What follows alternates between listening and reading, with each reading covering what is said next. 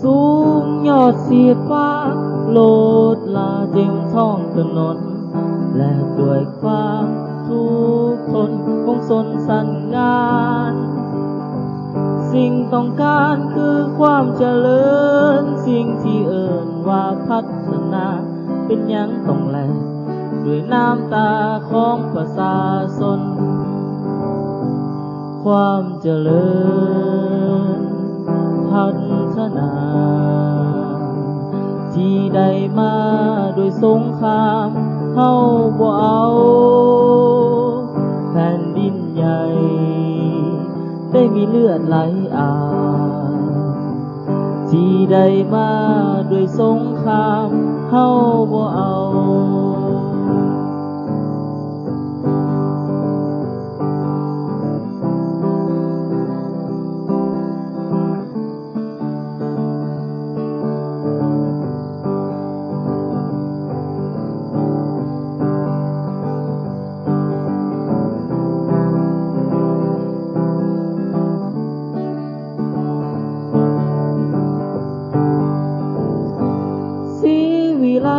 ที่ไปหา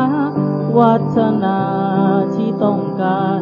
ความถาวรที่ก้าวขานมันอยู่ใสโลกมีให้มันคงบ่พอ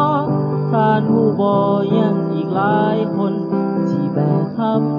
ความทุกข์ทนจากสงครามความเจริญพัฒนาที่ได้มาด้วยสงครามเฮาบ่เอาแผ่นดินใหญ่ได้มีเลือดไหลอาบที่ได้มาด้วยสงครามเฮาบ่เอาความเจริญพัฒนา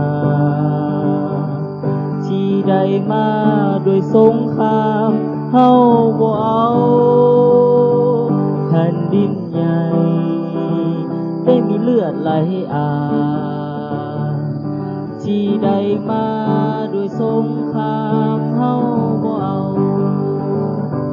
เฮาบ่เอาความพัฒนาที่ได้มาด้วยน้ำตาเฮาบ่เอาเฮาบ่เอาความพัฒนา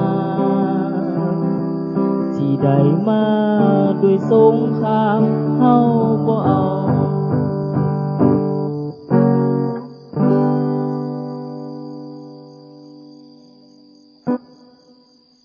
สบายดีความเจริญ